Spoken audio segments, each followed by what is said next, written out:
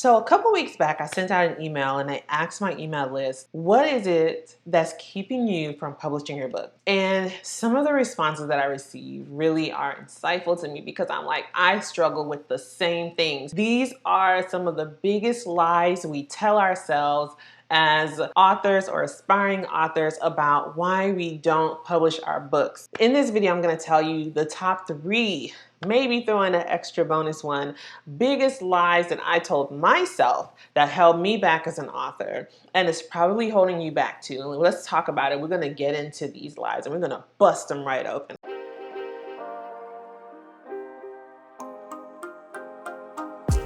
So the number one biggest lie that I told myself that held me back as an author will surprise you. It is that I am not a writer. If you have ever said that to yourself, then I know exactly how you feel. I am not a writer. I don't know how to write. My writing sucks. I don't know the first thing about writing. My grammar is terrible. My spelling is atrocious. I suck at writing. And telling ourselves this lie really puts us in a bad spot because we forget that everything that we write gets edited, right? It should be edited before we publish it. And so if we are actually editing our manuscript, what does it matter that the grammar is a little off or that your spelling's a little weird? Your editor will capture all of that for you. So why do we tell ourselves this lie? It's a trick of the enemy. I am not a writer. If you've ever felt that, then you know it shows up in your life as procrastination, as I'm just not going to write because writing is not my thing. I'm more of a speaker.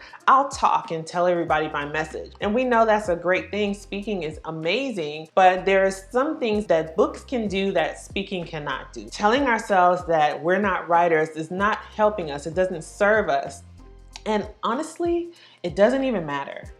And I will tell you more about that in another video. But you don't have to write to be an author. There's so many tools and technology that you can use nowadays that will allow you to still write a book without actually writing. You can do what you're best at and speak, but that's a whole nother conversation. And so I want to bust through this lie. You don't have to be a prolific writer to write an amazing book. It's not about the writing. It's about the message. So that's the number one lie that I was telling myself, but it didn't even make sense because I went through creative writing classes. I started writing poetry when I was 10 years old, and people are impressed by my writing. For some odd reason, I would still believe that I was not a writer, maybe because I couldn't write fast enough or because I didn't write as many words as some people did. But the point is, I didn't believe in fluff. I always want to get straight to the point, and therefore my writing might be short, but it's impactful. That doesn't make me a bad writer. I want you to not say anymore. The second biggest lie that I told myself that held me back as an author is that no one wanted to hear what I had to say. Coming from a big family, going through a marriage where I felt invalidated, felt like I wasn't heard. That's a whole nother story for another day. I'm by no means blaming anyone but myself. Coming from those perspectives, being the quiet person, being the introvert in the room, I always felt like no one cared what I had to say. Even if they did take the time to listen, they didn't actually care. They were just being polite. That was the story I told myself. We have to change this narrative. Your voice matters. What you have to say matters. Somebody needs to hear it. What will happen is once you decide to use your voice, to write your story, to share, somebody is going to respond to what you have shared and say, oh my gosh, that was for me. I needed that today. I can't tell you the amount of times that I have just shared something on Facebook or Instagram, some kind of social media, sharing it for myself, and somebody will say, thank you for that. Thank you for sharing that. Thank you for that transparency. And here I thought no one cared what I had to say. Not only did I receive a response, but that response validated within me that people were actually paying attention to what I was saying. I think that if you were to show up and share your authentic self, share your true story, share what's happening with you in a positive light, you will find that there are other people who share in your experience and that are happy to find out that they are not alone. Those people do indeed care about what you have to say. So we're gonna stop telling ourselves that lie. And the third biggest lie that I told myself that held me back as an author is that so many people have already said this exact same thing. It's not true. Even if you're talking on the most talked about topic of all time, money, self-help, stress management, God, whatever you're talking about, even if the message has been shared before, it hasn't been shared by you. It hasn't been shared by you.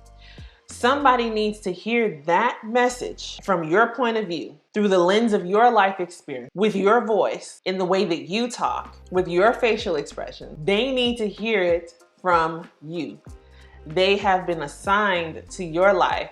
They have been assigned to your voice. And it doesn't matter if 50, 11,000, 200 million, 7,500 people have already said that same thing. They didn't hear it from you.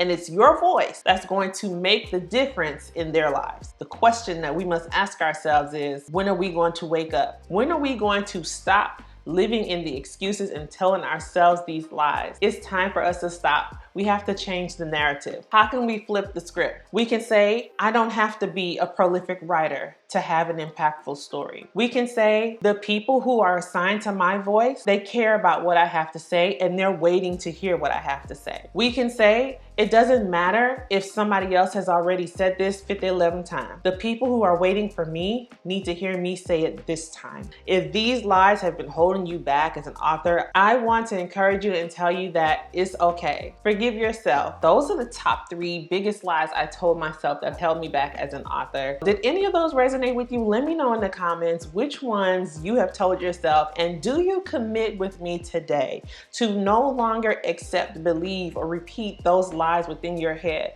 Let's change the narrative. We're not doing that anymore.